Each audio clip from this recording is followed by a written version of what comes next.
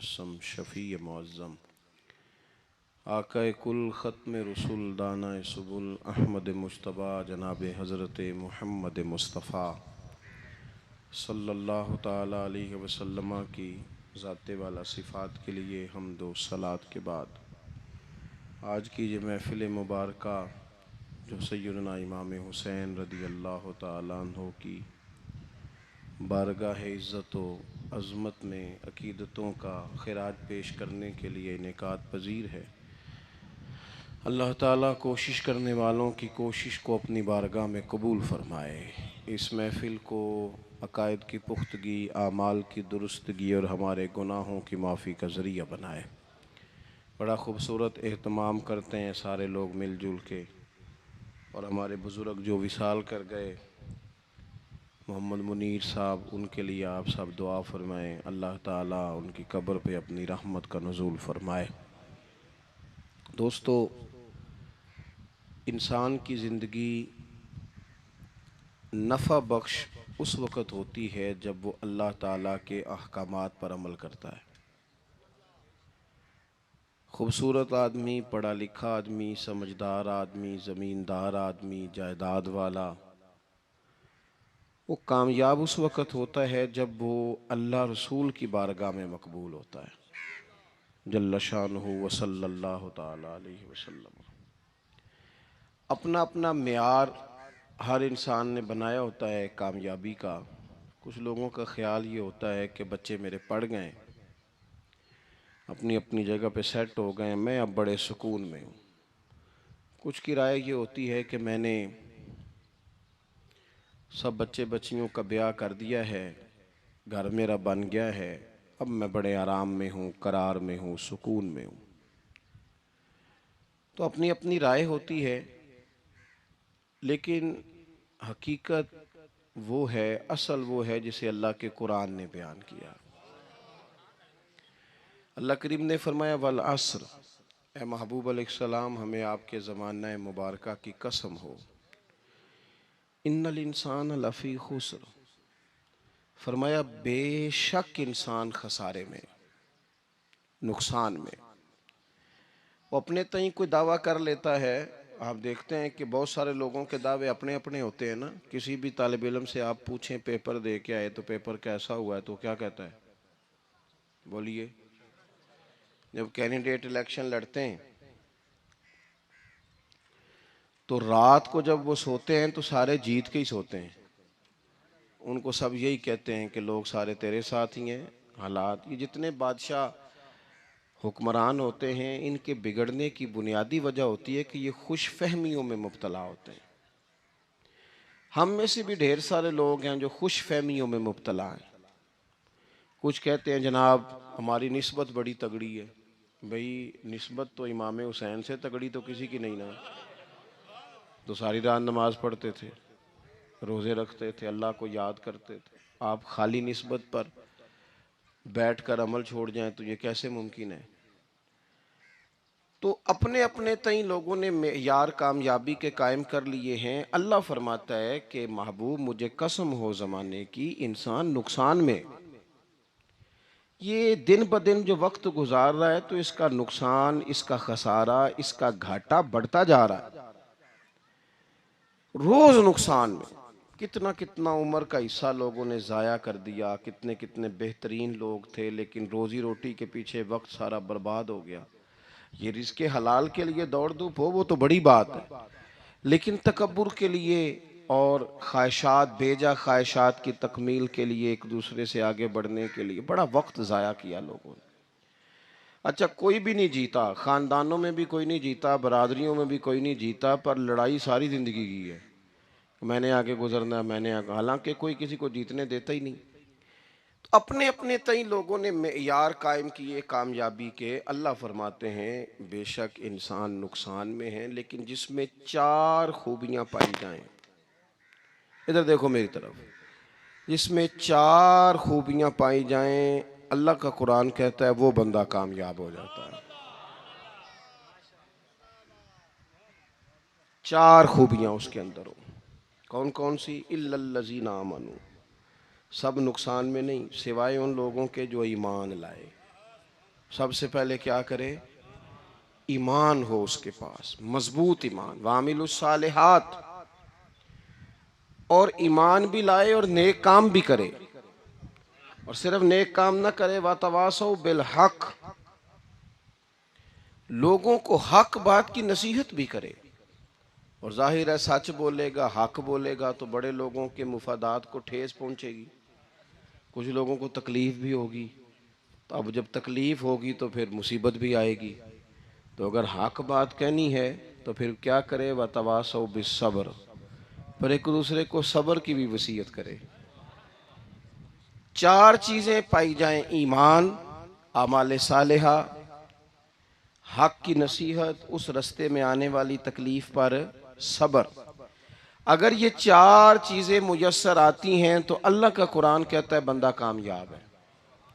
और अगर ये चार चीजें नहीं तो फिर को बंदा जितना मर्जी दावा करे, जितना मर्जी शोर करे, जितना मर्जी ऐलान करे, वो कामयाब हो सकता।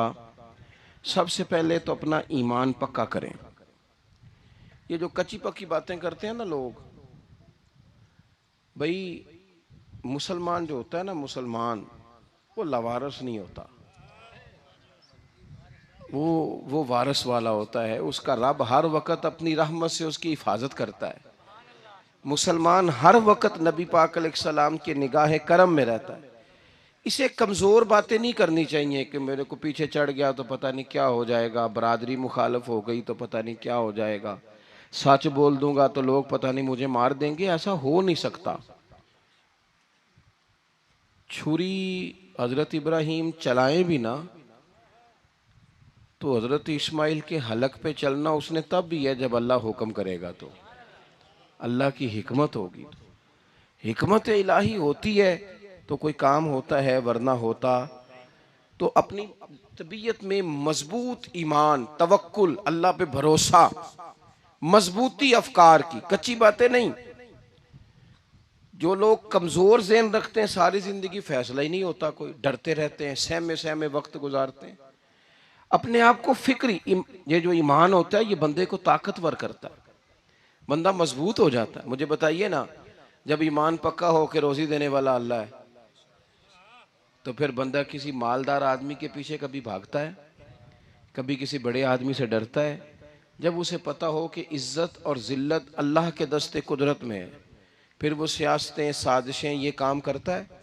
तो पहले तो मजबूती ईमान दरकार हमारे बच्चों के अंदर, हमारे मिजाजों के अंदर। जब तक वो मजबूती ईमान, हजरत मौला अली शेर खुदा करम अल्लाह ताला वजहुल करीम एक दफ़ा बड़े अलील हो गए, कमज़ोरी आ जाती है, बंदा बीमार हो जाता है। तो हमारे यहाँ बीमार लोग बाज़ोकात ऐसा जुमला बोलते हैं जो कुफर के ज़ुमरे में चला जाता है। आप परेशान ज़रूर हैं, तकलीफ़ में ज़रूर हैं, लेकिन आप बात वही करेंगे जो शरीयत इजाज़त देती है। हज़रत अली शेर खुदा शदीद अलील थे।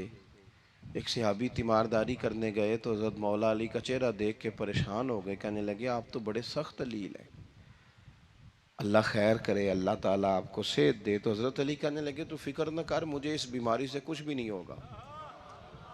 ने कहा क्यों? फरमाने लगे मुझे नबी पाक अलैहिस्सलाम ने फरमाया था अली, उस वक्त दुनिया से जाओगे जब दाढ़ी खून से रंगीन हो जाएगी, तो इसका मतलब है मैं खंजर के वार के साथ शहीद किया जाऊंगा, मैं बीमारी से दुनिया में नहीं जाऊंगा। मैं ये बीमारी से मुझे कुछ भी नहीं होगा, अल्लाह मुझे शिफा दे देगा। चूंकि हुजूर ने फरमाया ते साडे नबी दी जुबान साडे वास्ते कुरान।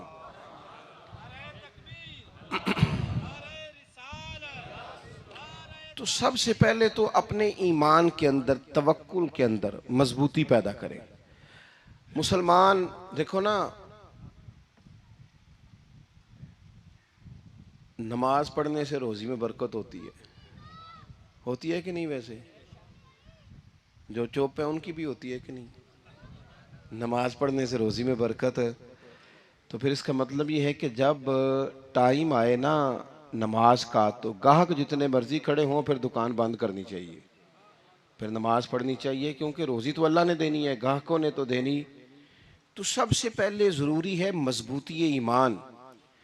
मेरी तरफ देखें जी, आप वीडियो ज़रूर बनाएं पर मेरी तरफ भी तो देखें ना जी। अल्लाह आपको खुश रखे।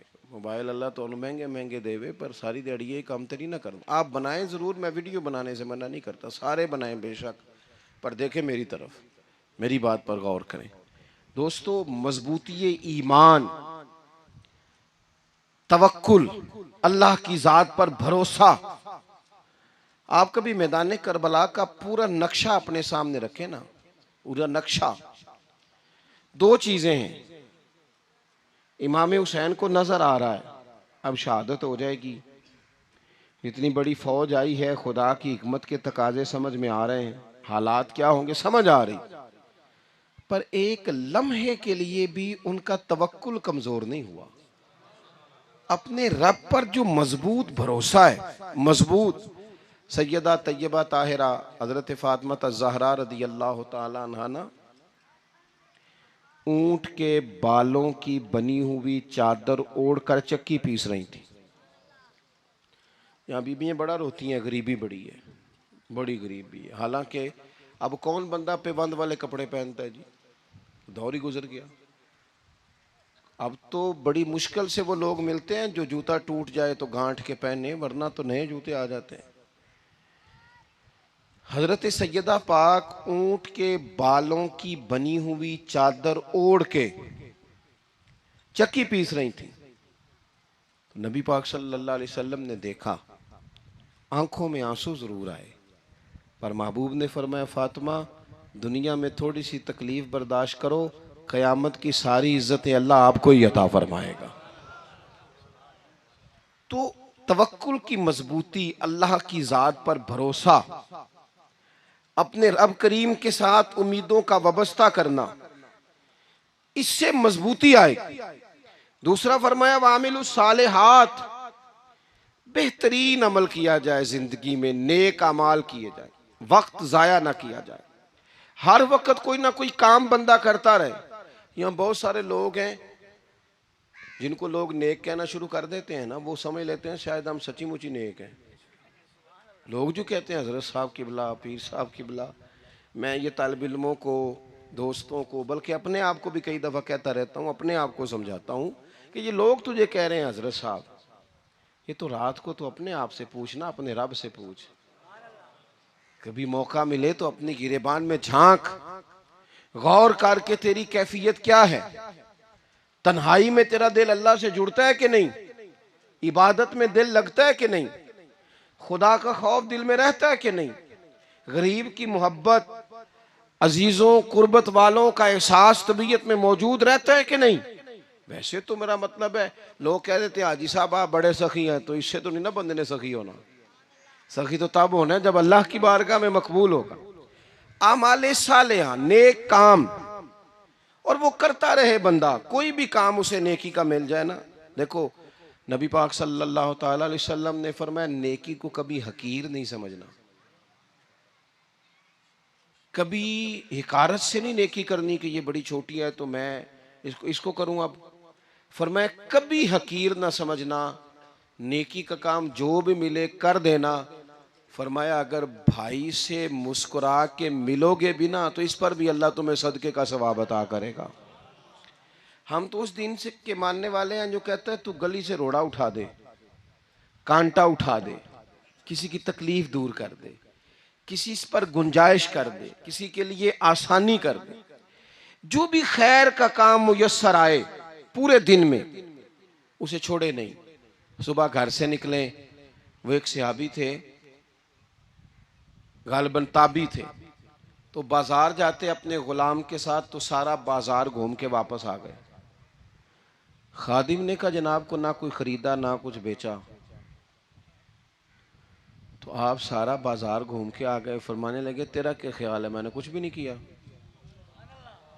कहा जनाब फिर क्या किया है। फरमाने लगे तुमने देखा है जो बंदा भी गुजरा है मैंने उसको कहा अस्सलाम वालेकुम, तो कितनी को नेकियां मैं जमा करके आ गया हूं। कोई खैर जो मुयस्सर आए, हम समझते हैं कि शायद कोई करोड़ को रुपया होगा तो पूरी मस्जिद बनाऊंगा तो फिर मैंने नेकी कर दी है, शायद जनाब मैं, हालांकि ये छोटे छोटे काम है ना, छोटे छोटे काम, इनसे तो इनकी तो ज्यादा जरूरत होती है, इनकी तो ज्यादा हाजत होती है। कोई आप रास्ते में गुजर रहे हैं तो नीचे कोई खड्डा बना हुआ है, तो उस पर हम क्या करते हैं, गाड़ी में बैठ के तबसरा करते हैं, ए रोड खोरे कदों बनना है। भाई ये खड्डा है ना, तो आप नीचे उतरे ना, तो आप धाबड़ा लें ना, कई पकड़े ना, ये तो 5 मिनट का काम है, यहाँ आसानी कर देना, आप इसमें गुंजाइश कर दें। हुजूर सैयद आलम अलैहिस्सलाम ने फरमाया, इमाम राजी ने हदीस लिखी है, क़यामत के दिन एक बंदे को अल्लाह माफ़ करेगा तो मालिक, वो बंदा अर्ज़ करेगा, या अल्लाह मैं तो बड़ा गुनहगार हूँ, किस वजह से माफ़ी हुई? फरमाया रात के वक़्त तू गुज़र रहा था, तेरे पैर से रोड़ा टकराया था, तूने उठाया इधर उधर देख के कि कोई अल्लाह के किसी बंदे को तकलीफ़ ना हो जाए। कहा मालिक को हो, वो तो मैंने, ज़माना बीत गया, कोई इतनी बड़ी बात भी नहीं समझी। तो रब करीम ने फरमाया, तो रात के अंधेरों में भी मेरे बंदों का ख्याल रखता था, तो मैं तेरा ख्याल ना करूं? कोई अमल हमारे हमारे यहाँ लोग कोई काम नहीं करते, बिल्कुल नहीं, कोई काम नहीं, ना बड़े ना छोटे ना समझदार ना अनपढ़, कुछ भी नहीं। नशिस्तन गुफ्तन बरखास्तन, बैठो राज के गप्पे मारो, तबसरे करो, फलाना कुछ नहीं कर रहा, फलाना कुछ नहीं कर रहा, उसके बाद उठ के चले जाओ। कुछ करें, वामिलुस सालिहात, नेकियां जमा करें, जिंदगी में खजाना बनाए, खजाना, अपनी ड्यूटियां अपनी जिम्मेदारियां पूरी करें, हर वक्त काम, हर वक्त जिम्मेदारी, हर वक्त ड्यूटी।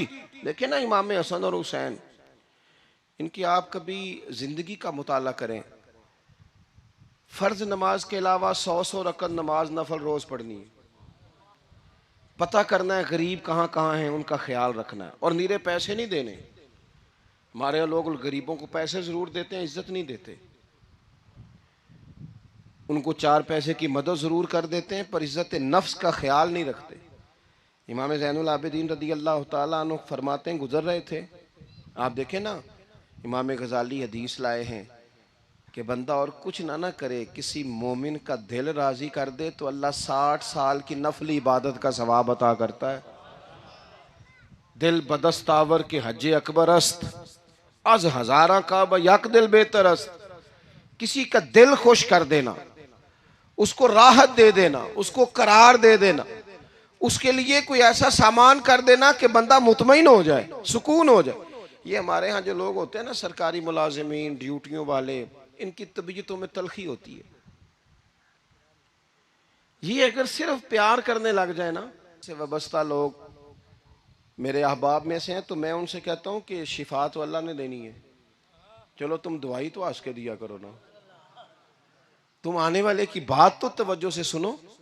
वो बेचारा अपनी बात, हमारे एक बुजुर्ग थे तो तावीज़ लिखा करते थे, बड़े आलिम थे, मुझे कुछ थोड़ी सी ना मेरे दिल में उनके बारे में खफगी रहती थी कि आप इतने बड़े आलिम हैं, आप किताब लिखें, आप तवीज़ लिख रहे हैं, और फिर लोगों ने कमाई करनी होती है, आप तो मुफ्त देते हैं सारा कुछ, इतनी लंबी ड्यूटी, सारा दिन बैठे रहते हैं आप और लिखते तवीज़ हैं, पढ़ाएं आप। मैंने एक दिन उनसे गुजारिश की, मैंने कहा शेख आप बड़े आदमी हैं, जिन लोगों को अल्लाह ने रसूख फिल इल्म अता फरमाया होता है उनमें से आप हैं, अल्लाह ने आपको पुख्तगी दी है, इल्म में शौरी आलिम में, आप सारा दिन तावीज़। फरमाने लगे यार मैं तावीज़ नहीं लिखता, असल मसला ये है कि जो तावीज़ लेने आता है वो अपना सारा दुख सुनाता है, तो मैं तावीज़ नहीं लिखता, मैं ना बस लोगों के कलेजे ठंडे करता हूँ। मैं किसी का, अब तो बच्चों के पास टाइम ही नहीं, वो तो अब्बा का दुख नहीं सुनते, बिल्कुल नहीं, वो तो ढूंढते हैं कोई कोना मिले तो जाके मोबाइल देखें, वो तो बैठते ही नहीं। अम्मा कह रही होती है कि पुत्र को 10 मिनट मेरे पास भी बैठा कर, लेकिन पुत्र मसरूफ़ बड़ा है, वीडियो चढ़ानी है उसने, टिकटॉक बनाना है उसने, उसने नई तस्वीर चढ़ानी है। हम उलझ गए। ये चीज़ें इंसान को नफसियाती तौर पर कमज़ोर कर देती हैं। जो लोग ज़्यादा ये काम करते हैं उनके हाफ़ज़े कमज़ोर हो जाते हैं, वो उलझ जाते हैं, उन्हें पता नहीं होता रात मैंने क्या कहा था, सुबह मैं क्या कह रहा हूँ। हर वक्त नहीं, ज़रूरत के वक्त, हर टाइम नहीं, मखसूस औकात में। हज़रत इमाम ज़ैनुल आबिदीन रदी अल्लाह ताला अन्हु फरमाने लगे, हम गुजर रहे थे, इमाम हुसैन साथ थे, तो रस्ते में ना कुछ गुरबा, गरीब लोग बैठ के खाना खा रहे थे। कहते हमारी उन पर नजर पड़ी, तो उन्होंने हजरत इमाम हुसैन रदी अल्लाह ताला उनसे कहा, हुजूर आइए तशरीफ लाइए, खाना खाइए। वो जरूरी नहीं होता आपको सबका खाना पसंद ही आए, टेस्ट अपने अपने होते हैं। ये ज़रूरी तो नहीं। खाना पसंद ना भी आए तो दिल तो फिर भी राज़ी रखना चाहिए ना। कुर्बान जाएं, नबी पाक ने किस तरह हमारी तरबियत की। हज़रत आयशा सिद्दीक़ा रदी अल्लाह ताला अन्हा फरमाती हैं, करीम महबूब का मैंने ये तरीक़ा देखा कि अगर खाना ना पसंद होता तो छोड़ देते, पर कभी उसमें से नुक्स ना निकालते, ऐब जो ही ना करते। गर्मी के मौसम में खड़ी है बेचारी खातून और कितनी मुशक्क़त से उसने खाना बनाया और कितनी गर्मी सही है चूल्हे के सामने, लेकिन साहब वो खाना रखा है तो वो कहते हैं ये तू की पकाया है, वो खाने वाली चीज़ है भाई, इस तरह करना, अब जो अगली हंडी है वो तू पका, आ ना तू खड़ा हो। ये पता चले ये काम कितनी मुशक्क़त का है। ज़िंदगी में कुछ थोड़ा सा दूसरों का ख्याल रखना ये भी तो दीन का हिस्सा है ना। आप अपनी ज़िंदगी में हमेशा अपने लिए सोचें, किसी और का सोचें ही ना। तो मेरे अजीज़ याद रखेंगे आप, इमाम ज़ैनुल आबिदीन कहते हैं नबी पाक सल्लल्लाहु ताला अलैहि वसल्लम ने ना हज़रत इमाम अली मकाम की, इमाम हसन और हुसैन की इस तरह से कुछ तरबियत फरमाई थी कि गरीब परवरी उनके अंदर रच बस गई थी, मिजाज बन गया था। वो गुरबा बैठे थे दस्तरखान बिछाए सड़क के किनारे, तो इमाम हुसैन गुजरे तो उन्होंने आवाज़ दी, इमाम साहब रोक गए, कहने लगे हुजूर थोड़ी रोटी नहीं खा लेते हमारे साथ। तो इमाम साहब आ गए, नीचे बैठ गए गरीबों के साथ। कोई कोई जुर्रत करे ना, चलो चलो अमीरों ने तो गरीबों के साथ बैठने की जुर्रत नहीं करनी, को पीर ही बैठ जाए गरीबों के साथ, वही मेहरबानी कर दे कि मैं पीर साहब हूँ, किबला हूँ, तो मैं ही चलो लंगर खा लूँ मुरीदों के साथ बैठ के। हमारी तो महफिलों में भी ना जी, नात खानों का, मौलवियों का, दूसरों का खाना और होता है, और गरीब आदमी को शापर में चावल डाल के देते हैं और साथ उसे कहते हैं ये लंगर शरीफ है। भाई अगर ये शरीफ है, तबर्रक है, तो ये पीर साहब नू नहीं सी लंघदा, अड़ता है गले में लंगर उनको। ये लंगर शरीफ जो है ये नात खां को भी तो गुजरना, तबर्रक है कि नहीं? हाँ ना तो करो ना। तो जी ज्यादा तबर्रक वाली शय वे वो पीरा भी तो खानी चाहिए ना, नात खां को भी। उसके लिए लहदा से मुर्ग मुसल्लम आला खाने। मैं अक्सर दोस्तों से कहता हूँ चलो मिलाद शरीफ पे ही सही सबके लिए अच्छा खाना पकाओ। चलो जिस गरीबों के बच्चों को बेचारों को सारा साल वो बोटियों के लिए लड़ते हैं, तुम मिलाद भी अच्छी रोटी पका दो, तो बच्चा जब खाएगा ना बहुत सारियां बोटियां और चावल, और अपने अब्बा से पूछेगा कि अब्बा जी आज की गल है, बड़ा गोश्त पे लब्ध है। तो हो सकता है गरीब बाप रो ही पड़े और उसे कहे पुत्र तो आज राज राज के खाज साढ़े नबी पाक दा मिलाद शरीफ है।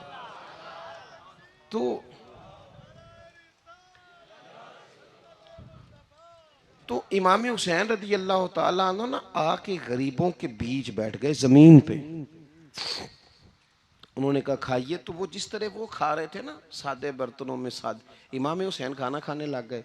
मैंने कहा खैर का काम कोई भी मिले उसे जाया, चलो और कुछ नहीं कर सकते थे, किसी को सड़क ही पार करा देना बीना को, चलो और कुछ नहीं कर सकते, तो आपको पता है कि सामने वाला बोझ लेके गुजर रहा है, आप थोड़ा सा हट जाएं रोड से, उसे गुजर लेने दें, कोई तो काम जिंदगी में, कोई इरादा तो खैर का बंदा करे। इमाम हुसैन बैठ गए, उनके साथ रोटी खाई, थोड़ी देर के बाद इजाज़त ली, फरमाया जाऊं? कहने लगे हुजूर और खाइए। फरमाने लगे मैं तो अभी रोटी खा के आया था और आज तक ऐसा नहीं हुआ कि दोबारा खाना खाऊं, एक लुकमे की भूख नहीं थी, जितना भी खाया है ना ये तुम्हारा दिल खुश करने के लिए खाया है। गुरबा मसाकिन की व आमिलुस सालिहात, ईमानदार बंदा ईमानदारों जैसे काम करता ही अच्छा लगता है। 25-25 हज किया इमाम हसन और हुसैन ने मदीने से मक्के पैदल जाके। कितने बोलिए? मैं कहता हूँ चलो हम बाजमात नमाज ही पढ़ लिया करें। चलें, हुजूर सल्लल्लाहु अलैहि वसल्लम ने फरमाया फजर की नमाज पढ़ के बैठ जाओ, इशराक चाश तक अल्लाह का जिक्र करो, 2 नफल इशराक के 2 चाश्त के पढ़ लो, अल्लाह 2 हज और 2 उम्रे का सवाब अता कर देगा। मुश्किल काम तो नहीं है, मुश्किल तुसा हाँ ही नहीं की थी, ये मुश्किल है। वैसे ये कि आंख खुल जाए तो 25-30 मिनट 40 मिनट मोबाइल पे गुजर जाए वो तो सौखा है, ये मुश्किल है। दोस्तों, नेक आमाल, उन पर कोशिश, अहले बैत ने हमें सबक ये पढ़ाया है, हुजूर के असहाब ने हमें सबक ये पढ़ाया। तीसरी बात फरमाया वातवासो बिल हक। सिर्फ ये नहीं कि तुम नमाज पढ़ के तो बैठ जाओ, तुमने ना बेनमाजी को नमाज की दावत भी देनी है। मजलूम पर जुल्म होता रहे और कोने में चुप करके बैठे नहीं रहना, बल्कि अगर हाथ पकड़ा जा सकता है तो जालिम का हाथ पकड़ना है। नबी पाक अलैहिस्सलातु सलाम ने फरमाया अपने भाई की मदद करो, चाहे वो जालिम हो या मजलूम हो। भाई की मदद करो चाहे जालिम हो या मजलूम हो। तो सहाबा ने अर्ज की या रसूल अल्लाह सल्लल्लाहु तआला अलैहि वसल्लम, ये मजलूम की मदद तो समझ में आती है, ये जालिम की मदद कैसे करें? नहीं समझ आ रही है आपको बात की? या रसूल अल्लाह सल्लल्लाहु तआला अलैहि वसल्लम, मजलूम के साथ खड़ा होना तो हमारी अकल में आ गया, तो जालिम की मदद कैसे करनी है? तो नबी पाक सल्लल्लाहु तआला अलैहि वसल्लम ने फरमाया जालिम को जुल्म करने से रोक दो। तुमने उसकी मदद कर दी, उसे बाज करो। लेकिन हम तो इतनी जुर्रत ही नहीं रखते बदी को बदी कहने की, इतनी ताकत ही नहीं होती। झूठ को झूठ कहने की हिम्मत, हमारे घर में सारा कुछ हो रहा होता है, हमें पता होता है कि फलां जगह पे हमारा कबीला हमारी बरादरी गलत है, पर इतनी जुर्रत करते, हम सच बोलते जरूर हैं पर दूसरों के बारे में, अपने बारे में सच बोलने को तैयार नहीं होते। जुर्रत का मुजाहरा करें, जिंदगी में हक को हक कहना सीखें, गलत को गलत कहना सीखें, झूठ को झूठ कहें, बदी को बदी कहें, सच्चाई का साथ दें हमेशा। हमने जब तक देखो ना, जुल्म होता रहे, ज्यादती होती रहे, अपना दरवाजा अंदर से बंद कर लो, पुत्र बाहर ना जाना। क्यों जी? बाहर उस पे जुल्म हो रहा है, उनके घर आग लगी है, को हमारे घर तो नहीं ना लगी। याद रखना, पड़ोसियों की आग ना बुझाओगे तो अपने घर भी आ जाएगी। अगर मजलूम का हाथ नहीं पकड़ोगे तो जालिम दलेर हो जाएगा। और हमारे जितने भी बुजुर्ग गुजरे, उन्होंने जालिमों को जालिम कहा। इमाम अहमद बिन हंबल ने जेल काटी, इमाम आजम अबू हनीफा ने जेल काटी। आजकल लोग कहते हैं मौलाना साहब आपने ना जनाब गलत को गलत नहीं कहना, सियासत की बात नहीं करनी। क्यों जी? किस लिए नहीं करनी? सियासत तो तदबीर का नाम है। बनु इसराइल में जितनी भी तदबीर होती थी वो सारे अंबिया किया करते थे। क्यों ना बात करें? ये जिन कुर्सियों पे आज तुमने जालिमों जाबिरों को बिठाया, ये कुर्सी तो हजरत अबू बकर सिद्दीक जैसे लोगों की है, ये तो हजरत उमर जैसे लोगों की सीट है, हजरत उस्मान गनी जैसे लोगों का काम है, मौला अली जैसे लोगों का काम है। गलत जगहों पे गलत लोग बिठा दिए और फिर झूठे को झूठा भी ना कहे, जालिम को जालिम भी ना कहे। हमसे ना रकम होंगे कसीदे यजीद के, क्योंकि हम लोग तो हुसैन के सीरत निगार हैं। ये क्या बात हुई? आप सच्ची बात ही ना करें, कलीमा हक कहें, हमेशा खरी बात कहें, सच्ची, गरचे अपना नुकसान हो, हक के साथ खड़े होना सीखें। वतवासो बिल हक, सारी आसानी थी। इमाम हुसैन को कोई मसला नहीं था, आराम से बैठे थे। आज कितने मौजों में बैठे हैं, पीर साहिबान, मौलवी साहिबान, खतीब साहिबान, सियासतदान, वडेरे, मौज लगी हुई है। किसी को कुछ नहीं कहना, कुछ कहेंगे तो फिर बंदे मुखालफत करेंगे। तो इमाम हुसैन मस्जिद नबी में जुम्मा पढ़ाते थे, चुप करके बैठे रहते। हुजूर सैयद आलम अलैहिस्सलाम के मज़ार अनवर के पास बैठे थे, बैठे रहते। लेकिन इमाम हुसैन ने फरमाया जालिम हुक्मरान बने तो वो कौमों को तकलीफ देते हैं, वो मिली नुकसान करते हैं, वो उम्मत का चेहरा मोहरा बिगाड़ के रख देते हैं। लिहाजा खड़े होना पड़ता है, कलिमा हक कहना पड़ता है, इलाए कलिमतुल हक के लिए निकलना पड़ता है। आप अपनी जिंदगी के अंदर सच्ची बात करना सीखें। इलेक्शन के दिन आ गए, मेरे एक बड़े मोहब्बत वाले साथी थे, वो आ गए वोट के लिए। वैसे भी ये जो बीमारी हमारे मुल्क में है ना जी, हमारे यहाँ हुक्मरान बाजों का कहते हैं ओए हो जी जमहूरियत बड़ी ज़रूरी है। वो भी किस मुसीबत का नाम है जमहूरियत? इकबाल तो कहते हैं कि ये वो चीज़ है कि जो जिसमें पता ही कोई नहीं होता पढ़े लिखे अनपढ़ का, छोटे और बड़े का, सियाने और बेवकूफ़ का।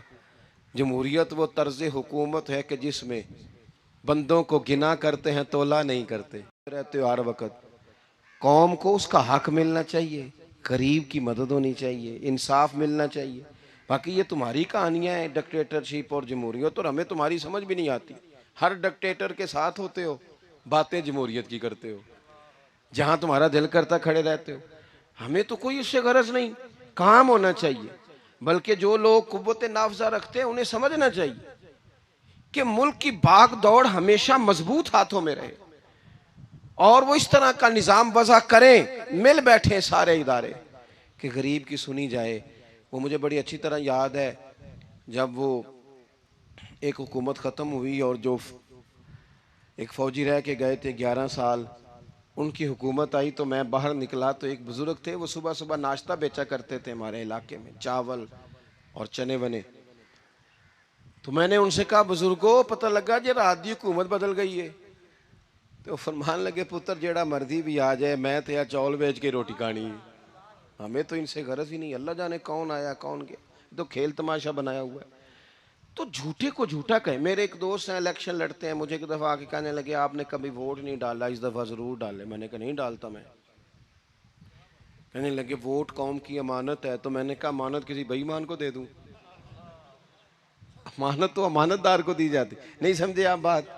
ये सारे कहते हैं ना वोट कौम की, तो अमानत किसको देनी चाहिए? सही बताओ। चलो हुण तुसी बोलना नहीं, बस दिल च गल रखनी, दिल च। देंदे वैसे अमानतदारा नहीं हो ना? नहीं, मैंने कहा बोलना नहीं, एवं किसी ने पता ना लग जाए। देते वैसे ईमानदारों को ही हो ना। ये अपने दिल से पूछो, फैसला लो, अल्लाह से डरो। जालिम का मददगार जालिम होता है, जालिमों का मददगार जालिम होता है। वो तेरे मेरे वोट पर जीत कर जब जुल्म करेगा तो फिर कौन है जो ये दावा करेगा कि जनाब मैं जालिम का मददगार नहीं?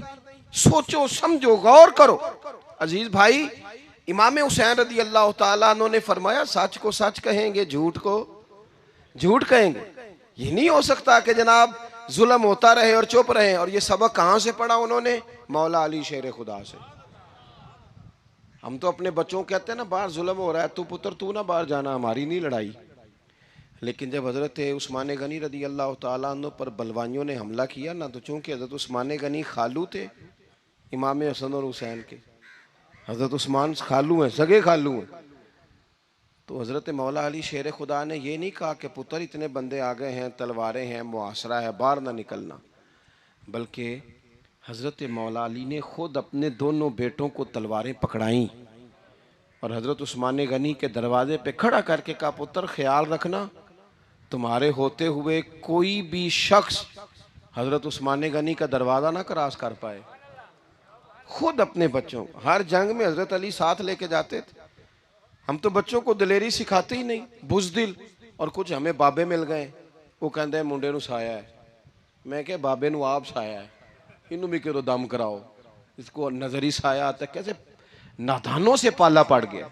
क्या होता है वो साया? अच्छे भले सियाने नौजवान बत्ती बंद करके अंदर लेटा हुआ बच्चा है, बाबे नू बाबा कह गया इनू साया है। बाबा केड़ा कह गया? जेड़ा बाहर रोटी लैन आया सी। भी एडी पहुंची सरकार होंदी ते टुकर ही घर खा लेंदी। लोगों के किस्मत का हाल बताता है, अपनी इतनी खराब है कि मांगता फिरता है। क्या मजाक बनाया हमने अपने साथ। थोड़े समझदार हो जाए, हर बंदे की बात का असर कबूल ना किया करें। मोमिन के पास ताकतें होती हैं, जो जिधर लगाता है चुप करके लग जाते हो। इन्नल्लज़ीना क़ालू रब्बुनल्लाहु सुम्मा इस्तक़ामू ततनज़्ज़लु अलैहिमुल मलाइका। अल्लाह कहता है तू डटना सीख, रब का नाम लेके डट जा, रब तेरी मदद के लिए फरिश्ते भी नाज़िल कर देगा। कहीं खड़े होना सीखे, जिसका जो मन आता है वो तबाही करके गुजर जाता है, बिल्कुल कतन नहीं। तो इमाम हुसैन ने सही को सही कहा, गलत को गलत कहा, और डट के कहा, और पूरे वसूख से कहा, और पूरी वो हजरत इमाम अबू मालिक खड़े थे ना, तो ये बादशाह बड़ी बड़ी गलत बातें भी करते हैं। अच्छा चले सही बताएं आप, मैं आपको अपनी बात बताता हूँ। कई दफ़ा ऐसे होता है, कई दफ़ा के बात कोई हो जाती है, कर लेते हैं, तो कोई साथी तवज्जो दिलाता है कि आप तो बोलते बोलते ये कह गए, तो एहसास होता है ओहो यार गलती हो गई, हो जाता है। बड़े बड़े जो मुहद्दिसीन थे, बड़े बड़े लोग, उन्होंने कहा यार हमारी ये राय थी, फिर उसके बाद हमें ये पता चल गया, अब हमारी राय बदल गई है, इसको रुजू करना कहते हैं। बड़े बड़े लोगों ने कर लिया। लेकिन हमारी सियासी जमातों का हाल ये है कि उनके किसी कारकुन से पूछे ना, तुम्हारे लीडर ने कभी गलती की है? क्यों किया ने? क्यों? माज़अल्लाह ये फरिश्ते क्या है? ये गलती नहीं कर सकते। अगर बड़े बड़े लोग कहते हैं यार यहां हम भूल गए थे, ताकि सहाबाए किराम अलैहिम रिदवान अपनी राय से रुजू करते।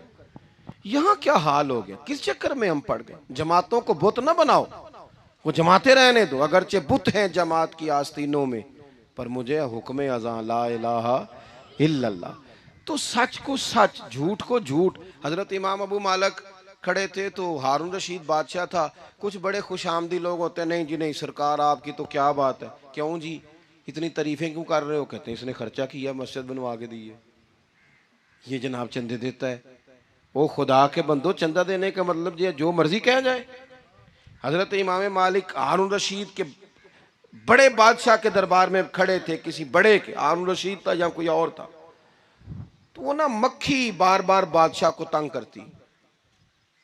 मक्खी कई दफा नहीं काबू आती, 3-4 बंदे भी लग जाए तो नहीं काबू आती, पकड़ी नहीं जाती, मक्खी जो हुई। वो मक्खी बड़ा तंग कर रही थी, तो उसने ना गलत जुमला कह दिया। गलत कहने लगा माज़अल्लाह सुम्मा माज़अल्लाह, नकले कुफर कुफर ना बाशे। कहने लगा इमाम मालिक से क्या जरूरत थी अल्लाह ताला को ये मक्खी क्यों बनाई? अल्लाह की तख्लीक पर एतराज कर रहा है माज।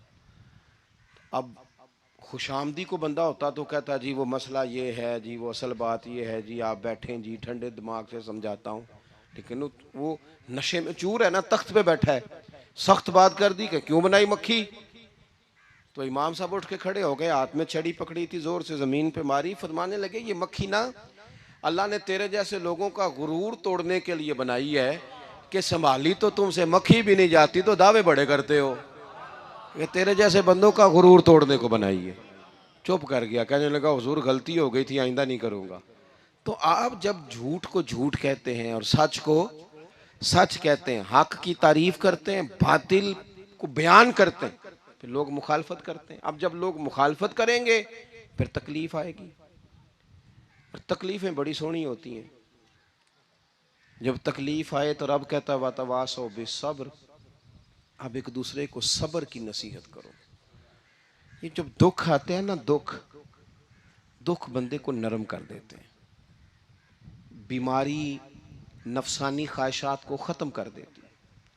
बीमार बंदा, उसका किसी गलती की तरफ ध्यान ही नहीं जाता, वो पूरा जुड़ जाता है अपने रब से, उसके अंदर से नफसानी ख्वाहिशात ख़त्म हो जाती हैं। जब आप दुखी होते हैं ना, फिर कोई सजदे का मज़ा आता है, फिर कोई दुआ में लुत्फ आता है, फिर कोई रब से दिल लगाने में मज़ा आता है, फिर दिल करता है कि कोई बंदा मौजूद ना हो, मैं अकेला हूँ मस्जिद में, रज के याद करूँ अपने मालिक को। जब आप सब्र करते हैं, कुरान पाक में ना कमोबेश कोई 99 के करीब, 90 से ज़्यादा मरतबा सब्र का जिक्र है,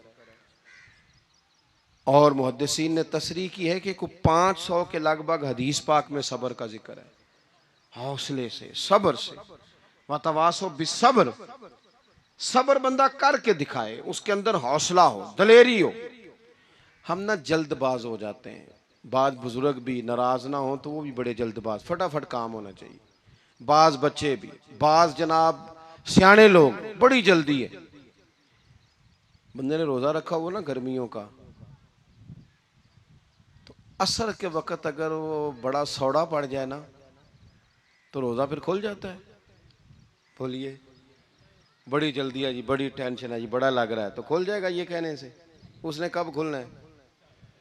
बोलिए, आपको तकलीफ हो गई, आपको खुदा न खास्ता डॉक्टर ने कहा छोटा सा ऑपरेट करना है आपका, शाम को ठीक हो जाएंगे जी? तो जल्दी बड़ी है, दर्द बड़ी हो रही, जल्दी करें डॉक्टर साहब। तो डॉक्टर कहता है पहले खून टेस्ट करा, फिर ब्लड प्रेशर अपना चेक करा, फिर शुगर चेक करा, परसों रिपोर्ट आएगी, फिर शाम को लेके आना, फिर टाइम दूंगा, फिर टाइम देगा, फिर ऑपरेट करेगा, फिर दवाइयाँ लिखेगा, फिर आपको आराम का मशवरा देगा, फिर 2-3 माह लगेंगे, फिर तबीयत पूरी तरह तो करना क्या पड़ेगा? सब्र। क्या करना पड़ेगा? सब्र। सब्र जिंदगी में जरूरी है। अगर सब्र नहीं तो फिर कोई काम भी अपने मिजाज में हौसला लाएं, हिल्म हो, बुर्दबारी हो, सब्र हो, तहम्मुल हो। इमाम अली मकाम रदी अल्लाह तआला अन्हु को आप देख लें, मैदान करबला पूरा पढ़ लें आप, पूरी तारीख रिवायात खंगाल के देख लें। सामने तलवारें थीं यजीद के लश्कर के पास, इमाम के पास हौसला था। वहां जुल्म जबर हो रहा था, यहाँ हौसला, हिलम, बुर्दबारी, आला जरफी, करम। दोस्तों, जब सबर और तलवारें आपस में टकराई ना, सबर और तलवारें, तो तलवारें हार गईं, सबर जीत गया। सबर हमेशा जीत जाया करता है। बाजू का थोड़ा टाइम लग जाता है, थोड़ा सा वक्त। कुछ चीजों की लोगों को फौरन समझ नहीं आती, टाइम गुजरने के वो काफी देर के बाद एहसास होता, ओहो वो तो ठीक था, एहसास। लेकिन आप जिंदगी में थोड़ा तहम्मुल, थोड़ी बुर्दबारी, आप यकीन करें, हम जब लड़ाइयाँ करते हैं ना, किसी से बहस करते हैं, कुछ ऐसी बातें कर जाते हैं कि बाद में हमें एहसास होता है यार ज़्यादा सख्त बात हो गई। मानते नहीं, लेकिन बाज़ों का ख्याल होता है यार ओहो ये नहीं कहना चाहिए था। लेकिन वो बात गुस्से में निकल जाती है, सब्र होता नहीं, फिर वो ख़राबी होती है। अपनी ज़िंदगी में सब्र, ये थोड़ी बहुत जो तकलीफ़ें आती हैं ना, मैं गया हुआ था सिंध के सफ़र पर, तो मोटरवे से, सखर से मोटरवे लाहौर आता है, अब सफ़र आसान हो गया।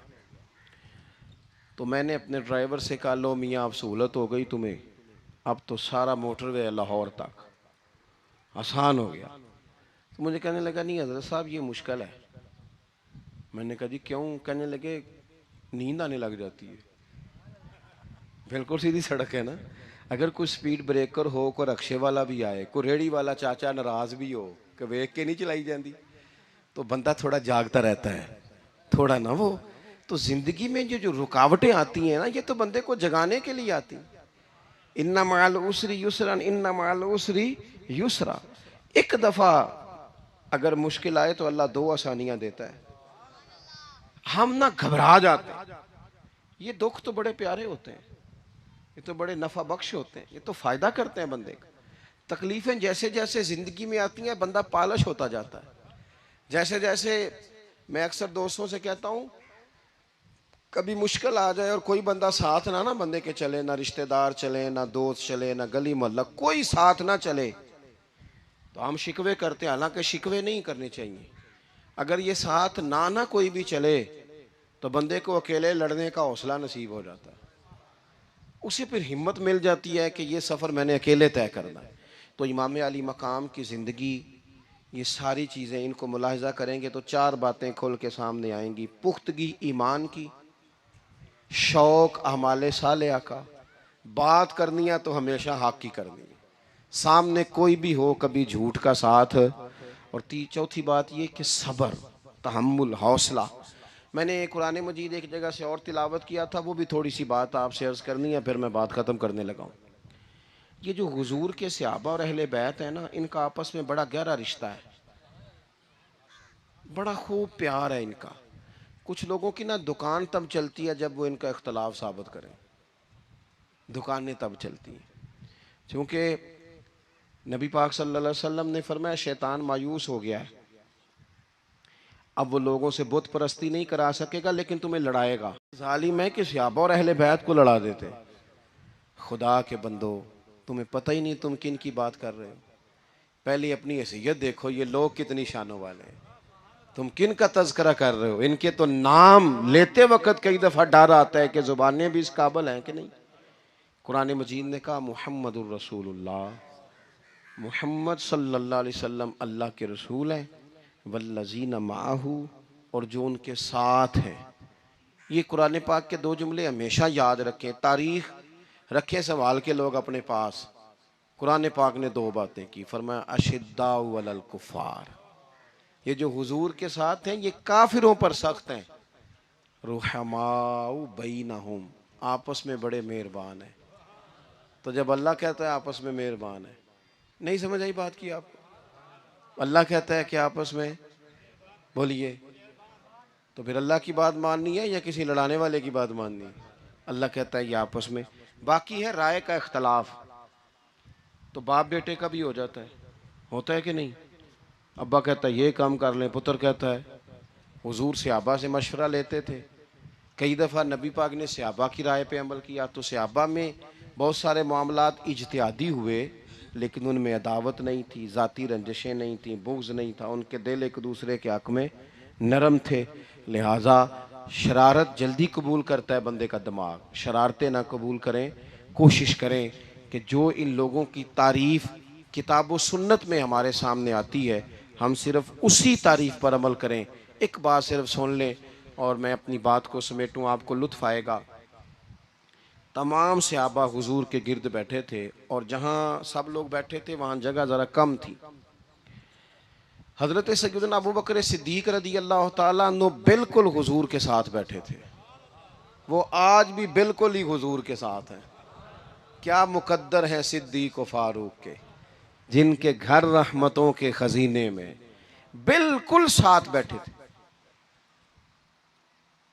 अचानक हजरत मौला अली शेर खुदा आ गए। कोई से अभी भी उठकर जगह दे देता और सारे देना भी चाह रहे थे, लेकिन हजरत मौला अली जैसे ही आए ना, सबसे पहले हजरत सिद्दीक़ अकबर उठे और बाजू थाम के आगे जाके बढ़ के मौला अली का बाजू थाम के हुजूर के करीब ला के बिठाया, खुद जरा साइड पे होकर बैठ गए। अब ये हुजूर के सामने सारा कुछ हो रहा है, तो बोलना किसने था? किसी को जरूरत ही नहीं होती थी महबूब के सामने कोई तबसरा करे, कोई कर ही नहीं सकता था, किसी को जरूरत ही नहीं थी। कोई ना बोला, खुद रसूल करीम बोले और हुजूर फरमाने लग गया, देखा तुमने मेरे अबू बकर ने क्या किया है।